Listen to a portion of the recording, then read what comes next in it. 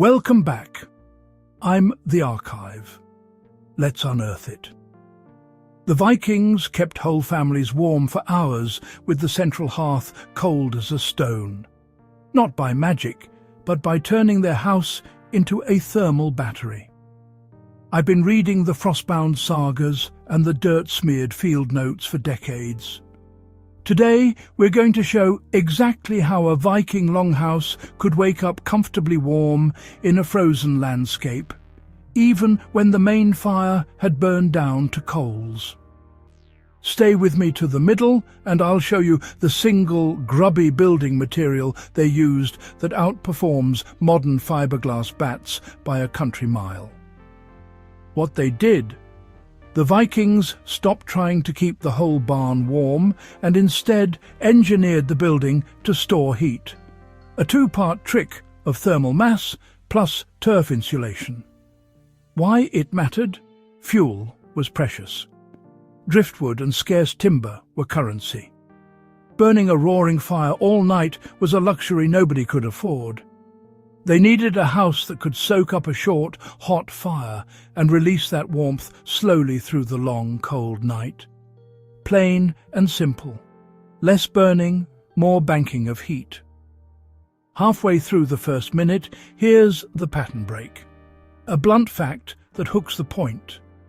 The dirt on a Viking roof, tamped and layered, delivers both insulation and thermal inertia in ways modern fiberglass doesn't. It's dirty, smelly, low-tech, and it works better at holding heat for human comfort when used correctly. The historical solution: the house as a thermal capacitor. The longhouse wasn't just a shelter. It was built as an extension of the ground.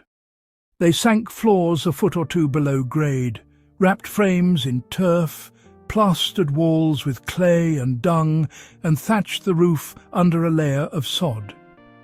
The structure became a lump of stored heat, earth, clay, peat and packed turf all doing the heavy lifting. The hearth supplied short bursts of intense heat. The house absorbed that energy and then radiated it back steadily for hours. It's a flywheel for warmth, a thermal flywheel. They also exploited animals and zoning. The buyer, livestock kept under the same roof, provided a background heat source. People slept on raised benches, insulated with straw and furs, where the temperature was a few degrees warmer than the floor. The whole system was an economy. You trade a hard afternoon of work for predictable survival through the night. How it works? The physics without the fluff. Two properties are doing the job: thermal mass and insulation. Thermal mass, earth, clay, packed stone, stores energy. It takes a lot of heat to raise its temperature, and once it's warmed, it cools slowly. Imagine heating a rock with a short blast of flame. The rock stays warm long after the flame is gone. That's the core idea. The packed earth floor, the clay-daubed walls and the masonry hearth absorbed heat during the evening fire and then released it slowly over many hours. Insulation, turf, thatch, straw, slows heat loss. Turf is full of tiny air pockets. It's a natural, breathable insulator. When layered on walls and roof, it reduces the rate at which the stored heat bleeds out to the cold outside. The Vikings combined both, mass to store energy and turf to keep it from leaving too fast. Now add a pragmatic behavioural twist. The heat sources weren't continuous. The family kept a strong evening fire and then let it die to embers. During the day, the hearth might be used more for cooking than for heating. The house's mass released heat through the coldest hours, and by morning the interior was still tolerable. That's the phase shift. Energy stored when available, spent when needed. Practical application. What a working longhouse actually looked like. Layout mattered. The house was long and low, often partly dug into a slope. Floors were often packed earth, sometimes topped with stone near the hearth. Walls used a timber frame with wattle and daub or turf infill. The roof was thatch covered with sod. That sod layer was not decorative, it was the thermostat. Heat zoning was deliberate, central hearth as the engine, bench beds along walls, byre at one end. Livestock heat and body heat from people concentrated in the core living zone. The hearth smoke escaped through a smoke hole, no tall chimney for most early longhouses, but the house was arranged to minimize drafts and conserve the heat that was created. Daily routines supported the architecture.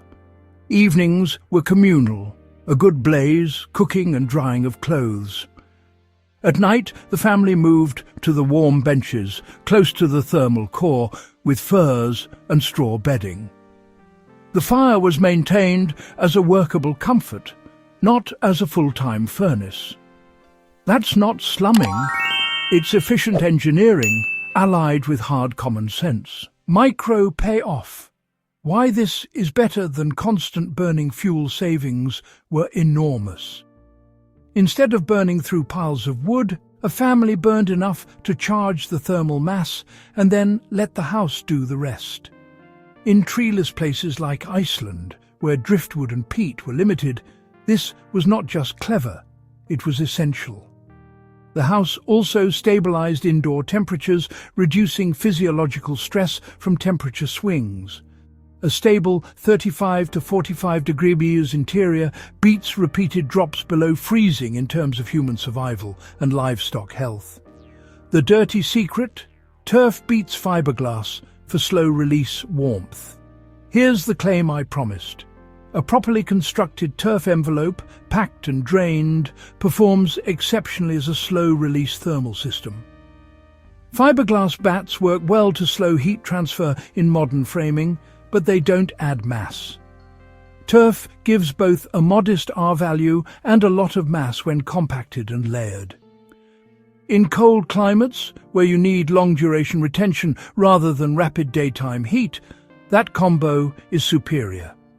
It's not fashionable, and it requires maintenance, but for a culture with local turf and limited timber, it's the right trade. Downsides and trade-offs. Why Vikings accepted the compromises.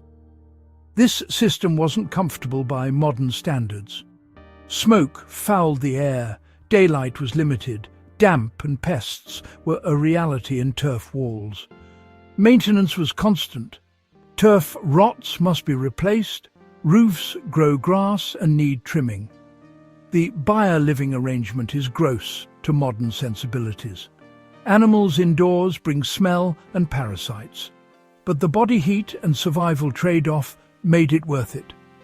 Moreover, the thermal system fails if wet. Saturated turf loses insulative properties and compacts poorly. In wet climates, you must design drainage carefully. Vikings understood that and sited houses with runoff and packed floors.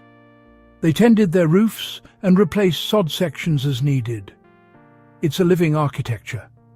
The legacy, passive survival, meets modern design. What's remarkable is how modern passive house and earth-sheltered designs rediscover the same core lessons.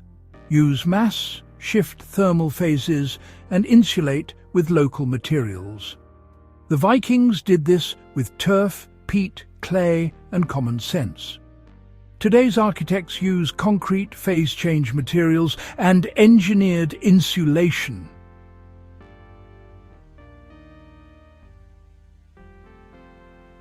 The goal is identical. Minimize active energy input by maximizing what the building already does by physics. For someone working with limited fuel or aiming at resilience, the longhouse model is a lesson in humility and efficiency. It says, don't burn wood to chase heat out the roof. Invest in storing heat where it counts and slowing its escape. That's plain, old-fashioned engineering. Practical steps you could copy. Old man tested and no nonsense. If you wanted to steal Viking practicality for a modern off-grid cabin, here's the no-fluff checklist. 1. Thermal mass inside the envelope. Stone floor near hearth, masonry hearth, earthen-packed floors in living zones. Mass keeps heat long after the flame dies. 2. Insulate the envelope with local breathable materials. Turf or sod over the roof, thick thatch, straw bales packed into wall cavities. Anything that slows conduction and convective loss. Keep materials dry. 3. Lower the living space where feasible. A semi-sunken floor reduces exposure and links you to ground warmth without digging a full basement. 4. Zone the interior. Keep a core active space for cooking and social life. Sleep in raised benches with furs to gain a few degrees of perceived warmth. 5. Use animals or thermal mass storage if practical.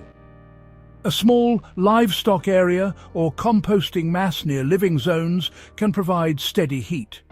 Yes, it's old school. Yes, it stinks, but it works. 6. Control ventilation with intent. A small smoke vent and limited planned fresh air inlets reduce drafts while keeping air tolerable. Use heat recovery if possible.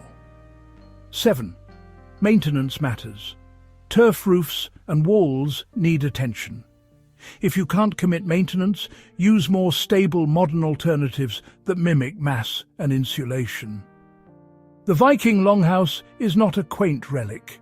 It's a case study in doing more with less. They achieved a human-scale, low-energy comfort system by marrying thermal mass and natural insulation with disciplined daily life and animal husbandry.